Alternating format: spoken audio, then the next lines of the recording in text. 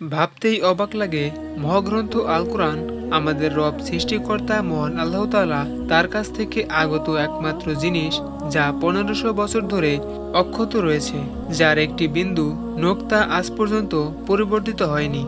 মুসলমানদের এজন্য খুবই কৃতজ্ঞ হওয়া উচিত, এটা ভেবে যে মহাকাশ থেকে পাঠানো সম্পূর্ণ আবিষ্কৃত একটি জিনিস কেবলমাত্র তাদের কাছেই রয়েছে।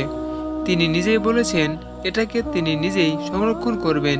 এটি ভাবলে কোরআন পড়া শুরু করার আগেই আপনার চোখ দিয়ে অশ্রু গড়িয়ে পড়বে।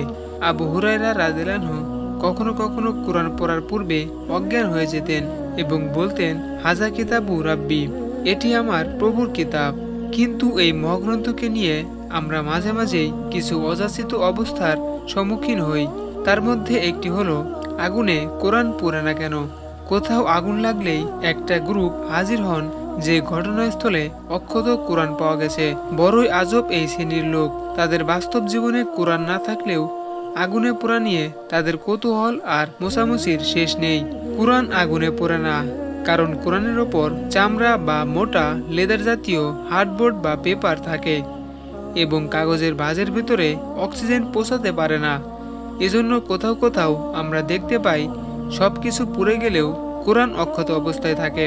এটা কোনো অলৌকিকতা নয়, এটা সকল ধরনের বইয়ের বেলাও হতে পারে। কোরআনকে সত্য গ্রন্থ প্রমাণ করার জন্য এমন সিম্পল একটা বিষয়কে হাইলাইট করা কোনো যুক্তিযুক্ত নয়। কোরআন সত্য গ্রন্থ এটা প্রমাণ করার জন্য এত সস্তা আবেগ দেখানো ঠিক নয়। কোরআনের মিরাক্কল প্রমাণের জন্য হাজার হাজার মুজিজা রয়েছে, সেগুলোর ধারে কাছেও আমাদের দেখা যায় না। বন্ধুরা, কোরআনকে মহান আল্লাহ তাআলা সংরক্ষণ করেছেন কোটি কোটি আলেম ও হাফেজে কোরআনের হৃদয়ে সংরক্ষিত করার মাধ্যমে, লাউহে মাহফুজে সংরক্ষিত রাখার মাধ্যমে। ফলে পৃথিবীর সকল কোরআনের মুসহাফ পুড়ে গেলেও আবার নতুন করে বিন্দুমাত্র পরিবর্তন ছাড়া মহাগ্রন্থ আল কোরআনকে পুনরুদ্ধার করা সম্ভব। এটি হলো কোরআনের বড় একটি মুজিজা।